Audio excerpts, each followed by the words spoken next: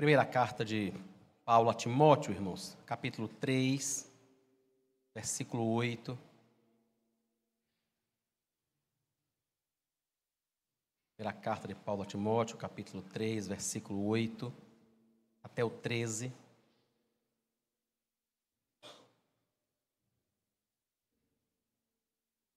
Do mesmo modo, quanto a diáconos, é necessário que sejam respeitáveis, de uma só palavra, não inclinados a muito vinho, não gananciosos, conservando o mistério da fé com a consciência limpa.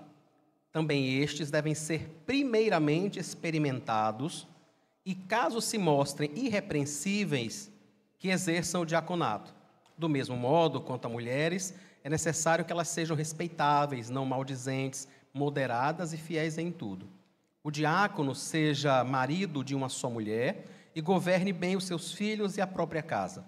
Pois os que desempenharem bem o diaconato alcançarão para si mesmos uma posição de honra e muita ousadia na fé em Cristo Jesus. Amém. Irmãos, nós estamos hoje publicando um edital para a eleição de diáconos na nossa igreja, com 5 vagas, e a nossa Constituição prevê que a igreja seja instruída quanto à eleição. Isso acontece toda vez que tem eleição, irmãos, de oficiais na igreja, com pastores, com presbíteros, com diáconos.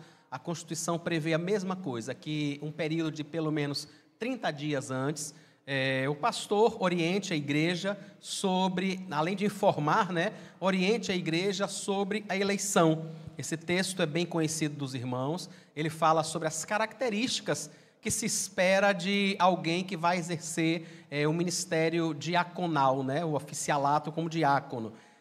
Alguns de nós devemos notar, irmãos, que isso que se exige dos diáconos não é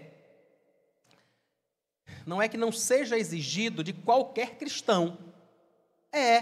Dá para imaginar uma pessoa, um cristão, alguém que conhece a Deus, que não é uma pessoa respeitável, que não é uma pessoa de uma só palavra, que não é uma pessoa não inclinada a muito vinho, não gananciosa. Entenda? Então, todas essas características que são apresentadas aqui, elas dizem respeito a qualquer pessoa que está em Cristo. A qualquer pessoa que conhece ao Senhor, ela deve expressar essas características. Por que é então que, quando Paulo escreve a Timóteo, ele ressalta isso com relação aos diáconos? Porque talvez, irmãos, como nós todos somos falhos e somos pecadores, e estamos todos em momentos diferentes deste processo de santificação, talvez haja pessoas em nosso meio que não são muito respeitáveis, ou que não são pessoas de uma só palavra, ou que talvez são pessoas inclinadas a muito vinho, ou gananciosas. Talvez essas pessoas não podem ser diáconos. Elas podem ser membros da igreja, e devem ser membros da igreja, e com toda certeza precisam crescer em Cristo como eu e você precisamos. Mas a ideia do texto é o oficialato, o diaconato, o presbiterato, o ministério pastoral, é para pessoas que estão maduras para isso, que estão preparadas a esse ponto, que conseguiram superar, por exemplo, a vontade desesperada que tem de tomar vinho, ou o amor angustiante que sente pelo dinheiro. Pessoas que, apesar de sentirem tais coisas, elas conseguem superar e não viver com base nisso. Entendem que eu estou tentando diferenciar, irmãos, aquilo que se passa no nosso coração com aquilo que nós fazemos na prática.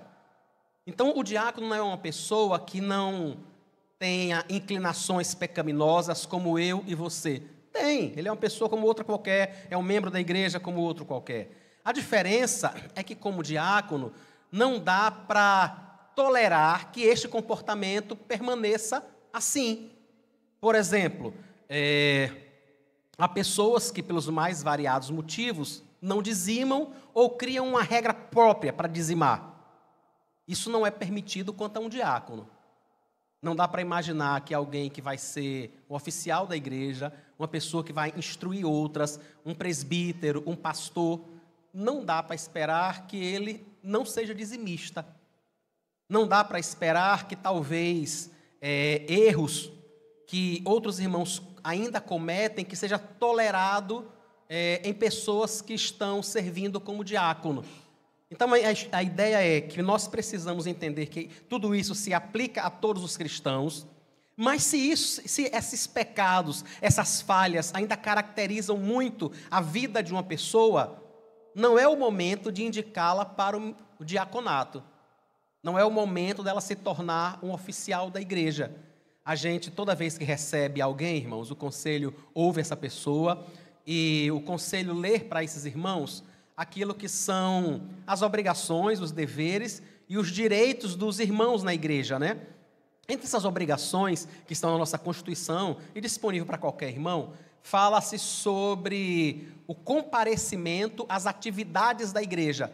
O congregar, né? O estar com os irmãos. Alguns irmãos, pelos motivos mais variados, têm muita dificuldade em congregar. Alguns motivos justos, sim. Outros nem tanto. Mas se o irmão, por um motivo justo, digamos assim, ele ainda não tem condições de congregar adequadamente, não dá para ele ser diácono nesse momento. Entende? Não dá para imaginar que ele vai ser diácono sem ser, porque ele vai ser presbítero sem ser, só porque aí ele vai dizer assim, não, mas vejam, eu não venho porque a minha esposa trabalha à noite e eu tenho que ficar com as crianças, ou eu tenho uma condição... Perfeito, como eu estou dizendo, isso é compreensível, só não é o tempo de ser diácono. Entendem? Você canta muito bem, ou você toca muito bem, mas você não tem condições de ensaiar por conta das suas atividades, por conta de plantão, por conta de trabalho, por conta de criança pequena. Não é o tempo que você está no louvor. É só por isso. Ninguém está dizendo que você não pode, ninguém está dizendo que não vai haver um outro momento. Esse não é o momento. Se você estiver no louvor, você precisa ensaiar. Se você é professor da escola dominical, você precisa se preparar para dar aula. Não, mas eu tenho uma rotina extremamente ocupada. Não dá para se preparar. Não dá para ser professor da escola dominical. Quando a sua rotina, quando o seu tempo permitir, quando for um outro momento de vida, talvez dê. Agora não dá. É isso que nós queremos lembrar os irmãos no momento em que há eleição para diáconos, porque inúmeras vezes, irmãos, as pessoas são indicadas porque são gente boa e porque nós gostamos delas, e gostamos mesmo. Os irmãos sabem, né? Todo mundo aqui é gente boa, todo mundo. Então, assim, a gente indica as pessoas por conta disso mesmo. Mas o que a Escritura pede da gente, irmãos, é que a gente vá além disso, que a gente analise realmente a condição. É apenas o fato da pessoa ter disposição para fazer algo, irmãos, não quer dizer que dá para ela fazer naquele momento.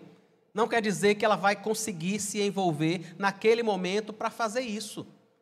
Então, a igreja toda precisa estar muito atenta a isso. A junta diaconal precisa estar muito atenta a isso quando procura o conselho para indicar pessoas. É sério, irmãos, se vocês são da junta diaconal, não procurem o conselho para indicar uma pessoa que vocês não tenham feito minuciosamente essa avaliação. Entendem? Porque algumas vezes nos procuram e dizem assim, pastor, o que o senhor acha de fulano, cicrano e beltrano? E eu, o conselho, inúmeras vezes, acreditamos que o abençoado que está indicando sabe o que está fazendo. Olhou 1 Timóteo, avaliou, entendem? Para que a gente possa estar com oficiais que realmente atendem, que realmente se encaixam naquilo que é o padrão bíblico, irmãos. Eles vão servir muito à igreja. Os diáconos surgem lá em Atos 6, os irmãos lembram da história, né? Um momento em que a igreja está começando, os apóstolos estão pregando, havia uma dificuldade na distribuição dos alimentos, no atendimento à necessidade de pessoas que não eram da comunidade de Israel, pessoas que moravam ali, mas que não eram judias. Então, eles se reúnem, percebem a dificuldade e elegem um grupo de homens de Deus. Atos capítulo 6, versículo 1. Naqueles dias, aumentando o número dos discípulos, houve murmuração dos helenistas contra os hebreus, porque as viúvas deles estavam sendo esquecidas na distribuição diária. Então os 12 convocaram a comunidade dos discípulos e disseram, não é correto que nós abandonemos a palavra de Deus para servir às mesas. Por isso, irmãos, escolham entre vocês 7 homens E aí vem as qualificações de um diácono, né? De boa reputação, cheio do Espírito Santo e de sabedoria, para os encarregarmos desse serviço. Quanto a nós, nos consagraremos à oração e ao ministério da palavra. O parecer agradou a todos. Então elegeram Estevão, homem cheio de fé e do Espírito Santo, Filipe, Prócoro, Nicanor, Timão, Pármenas e Nicolau, prosélito de Antioquia. Apresentaram estes homens aos apóstolos que, orando, lhes impuseram as mãos. Esses homens tinham uma função extremamente importante na igreja naquele momento e ainda tem, irmãos, na igreja de hoje em dia. É verdade que não é exatamente como naquele momento, o momento social é outro, a nossa comunidade tem a sua característica, como qualquer outra comunidade tem características próprias. Então, algumas coisas são realmente diferentes, mas o diaconato continua a ser muito relevante, muito importante para a igreja. A nossa Constituição, no seu artigo 53, fala sobre os diáconos, diz assim: o diácono é oficial eleito pela igreja e ordenado pelo conselho para, sob a supervisão deste, dedicar-se especialmente à arrecadação de ofertas para fins piedosos, ao cuidado dos pobres, doentes e inválidos, à manutenção da ordem e reverência nos lugares reservados ao serviço divino, exercer a fiscalização para que haja boa ordem na casa de Deus e suas dependências. Isso é o que a nossa Constituição fala sobre a função dos diáconos. Então, lembremos, irmãos, diáconos são pessoas que precisam ser homens cheios de fé, de boa reputação, cheios do Espírito Santo, cheios de sabedoria. Precisam ser pessoas que não sejam gananciosas, que não sejam dadas a muito vinho, que sejam pessoas respeitáveis, que sejam crentes maduros na fé. Tá? O fato da pessoa, irmãos, ser uma pessoa muito gente boa, ser um irmão muito querido nosso, não quer dizer que ele é uma pessoa madura. Não quer. Então ele precisa ser uma pessoa madura na fé. O que é isso? O que é uma pessoa madura na fé? É uma pessoa que ora, é uma pessoa que lê a Bíblia, é uma pessoa que congrega e é uma pessoa que lida bem com problemas, dificuldades e sofrimentos. Isso é uma pessoa madura na fé. Alguém que ora, alguém que lê a Bíblia, alguém que congrega e alguém que lida de forma bíblica e cristã com sofrimento e adversidade. Isso é um cristão maduro. É isso que eu e você precisamos esperar de um diácono, de um presbítero, de um pastor. Alguns irmãos que talvez não tenham condição nesse momento, vão ter em um outro momento. E eu e você precisamos indicar isso, pensar sobre isso nesse momento. Há poucos dias atrás, o presbítero Wellington teve uma reunião com a junta diaconal, e um dos pedidos que os diáconos fizeram foi que nós dessemos uma palavra à igreja, orientando com relação ao cuidado no culto, irmãos. Na Constituição, que é o artigo 53, a letra C, diz que está sob a responsabilidade da junta diaconal, né, a manutenção da ordem e reverência nos lugares reservados ao serviço divino. Então, precisamos ter cuidado, isso foi um pedido que a junta diaconal nos fez, com relação ao momento de culto, irmãos. A ordem no culto, principalmente o modo como lidamos com nossas crianças, nós precisamos ir ensinando. Todo mundo sabe, irmãos, criança é criança. Não dá para você esperar que uma criança seja um adulto. Isso não faz o menor sentido. Criança é criança. E é por ser criança que eu e você, que já não somos mais crianças, precisamos orientá-los para que eles se tornem adultos. Para que eles vão amadurecendo à medida que vão tendo idade. Porque o que acontece? Há algumas pessoas que dizem, não, criança é assim, não há o que se fazer. Ou outro que olha e diz assim, não é pelo fato de ser criança que tem que fazer isso não. Não é assim não. Entende? Não é uma coisa, não é um extremo ou outro. Crianças são crianças. E é óbvio que uma criança de 2 anos é diferente de uma de 6. É diferente de uma de 7. É diferente de uma de 3. A criança vai amadurecendo. E à medida que ela vai amadurecendo, eu e você precisamos ir ensinando a elas. Não dá para esperar que uma criança de 2 anos tenha o mesmo comportamento de um garoto de 9, de uma garota de 9. Mas para esse de 9 chegar a ter esse comportamento, ele precisou ser ensinado. Entendem? Porque senão ele vai ter 7, 8, 9 com um comportamento de 2. E a culpa é de quem? sua e minha. Não é de outra pessoa. Entende? A culpa é sua e minha. Permitir que ele chegue a 7, 8 anos com o comportamento de uma criança de 2, porque nós não tivemos cuidado para ensiná-lo nesse processo enquanto ele amadurece. Isso é responsabilidade nossa como pais, como igreja. Então ajudem, irmãos, mesmo, ajudem a nossa junta diaconal a cumprirem a função deles. Orem sobre as pessoas que vocês vão indicar. O edital vai estar disponibilizado hoje no grupo da igreja. A indicação tem que ser feita por 3 pessoas, tá? Você pode, 3 pessoas indicam uma, né? Para poder concorrer ao diaconato. São 5 vagas. Ore a Deus, viu? Ore mesmo a Deus, peça direção ao Senhor. Inclusive, se por algum acaso alguém entende que não deve continuar sendo diácono, que por algum acaso percebe que não se encaixa nesses motivos, não precisa continuar. Entende? Não é vergonhoso continuar. Não é. Ou a gente muda, ou não precisa continuar. Conta-se uma história, não tenho a menor ideia se seja verídica, é muito provável que nem seja, né? Que Alexandre o Grande está passando em revista o seu exército, e de repente ele percebe um pouco distante um homem que começa a correr. Eles iam começar uma batalha, né? E ele manda que alguém corra atrás do homem e traga o homem de volta.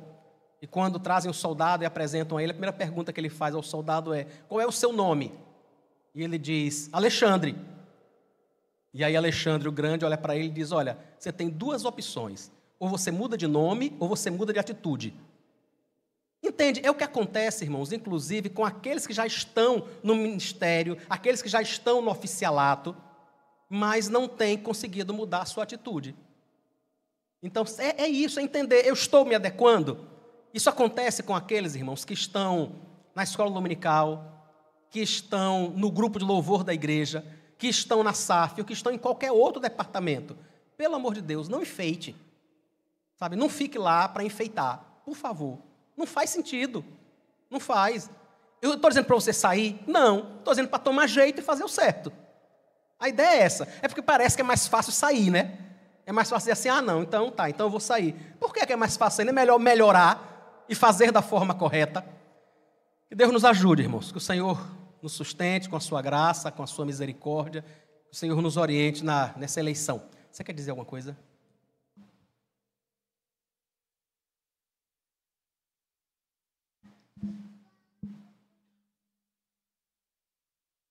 Irmãos, é só para dar um aviso. Como a gente já conversou com os irmãos algumas vezes, os irmãos conhecem isso, né? Não custa lembrar, porque às vezes alguém não está lembrado. A disciplina na igreja presbiteriana, ela passa por 3 fases. A primeira delas é uma conversa com o conselho. Isso não se torna público. É uma admoestação que é feita apenas no conselho, com algum irmão, com alguma irmã, com alguma pessoa.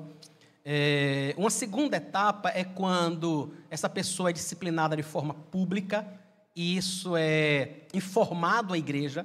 Nós dizemos à igreja porque nesse momento essa pessoa tem os seus direitos de membro suspensos.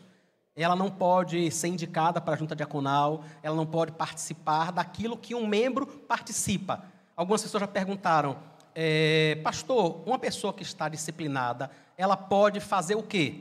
Tudo aquilo que um não membro pode fazer. Ela continua na igreja, ela só teve os seus direitos como membro suspensos.